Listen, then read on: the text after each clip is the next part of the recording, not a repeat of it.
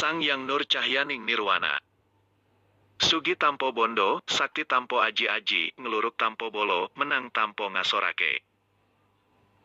Seperti pedang yang tajam dan ampuh, ketika dipakai memerangi musuh, antara pedang dan pemegang dari mula tak kenal pedang sampai pedang menyatu antara pedang dan pemegang, pedang lebur dalam badan. Pedang tak butuh kecepatan dan gerakan, pedang tak butuh lagi bentuk dan bayangan, karena pedang dan yang memegang sudah tidak bisa lagi dibedakan.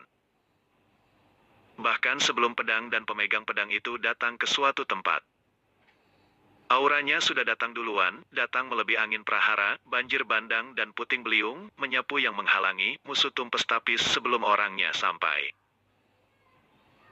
Tak ada yang lebih sakti dari Allah Ta'ala, yang maha segala-galanya, dan yang sakti adalah orang yang paling bersandar pada zat yang maha sakti. Kehidupan manusia itu berproses. Siapapun itu tetap harus melalui proses, bahkan Rasulullah SAW juga berproses, jadi tak ada orang yang tiba-tiba lahir lalu berewokan dan bisa berlari dan langsung hebat. Proses itu yang berat, bertahap, penuh tempaan dan ujian.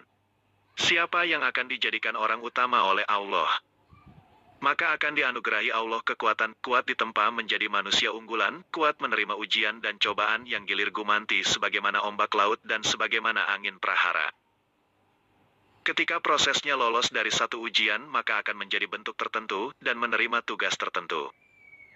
Itulah kehidupan manusia di dunia ini. Kisah ini kutulis dari pengalaman pribadi. Itu pengalaman pribadi saya sendiri. Siapa boleh tak percaya? Saya pun dengan pengalaman orang lain belum tentu percaya.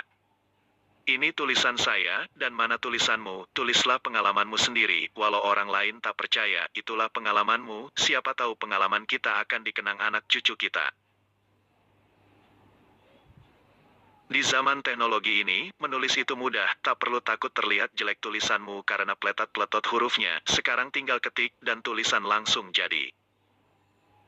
Kisah saya ini saya awali ketika saya masih di Pekalongan, suatu kali saya medium Jaka Tarub dan istrinya Nawang Wulan. Waktu itu saya sendiri sebagai manusia biasa, yang berbadan jasad kasar, hidup dilahirkan di bumi sebagai manusia biasa, yang bodoh ela-elo, tak tahu soal gaib. Saat itu masuk ke medium yang mengakunya Jaka Tarub, dan masuk ke medium yang lain mengaku Dewi Nawang Wulan. Kedua orang ini malah bicara sendiri. Kanda ini loh orangnya yang saya ceritakan anaknya Dewi Fatimah dan Syaidina Husain, kata Dewi Nawang Wulan. Kalau ini saya sudah tahu Dinda, ini kan yang akan menjadi penguasa dunia, jawab Joko Tarub. Saya tidak paham dengan pembicaraan kedua orang ini. Apa sebenarnya yang kalian bicarakan, aku tak paham, selaku.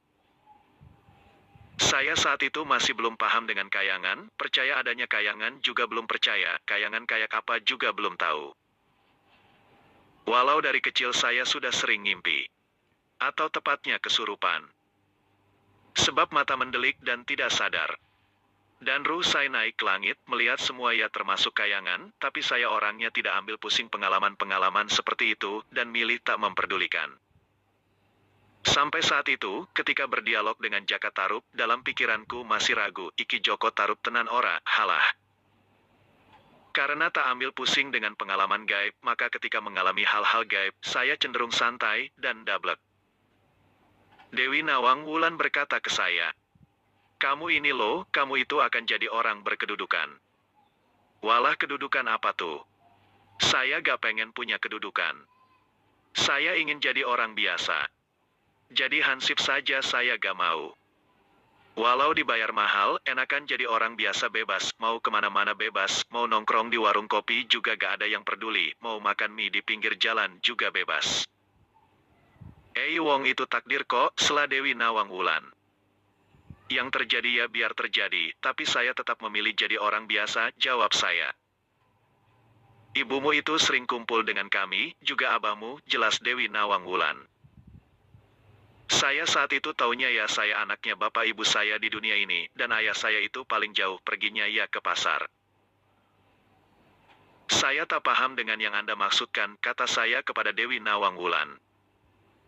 Nanti saatnya kamu akan tahu, kami itu tidak salah, kamu itu yang di dalam tubuhnya ada pemimpin kayangan menjadi salah satu ruhmu, jelasnya. Wah, makin bingung saya. Gini saja, jika di dalam tubuhku itu ada ruh pemimpin kayangan, apa buktinya? Tanyaku sekenanya saja. Kamu disukai perempuan kan selama ini?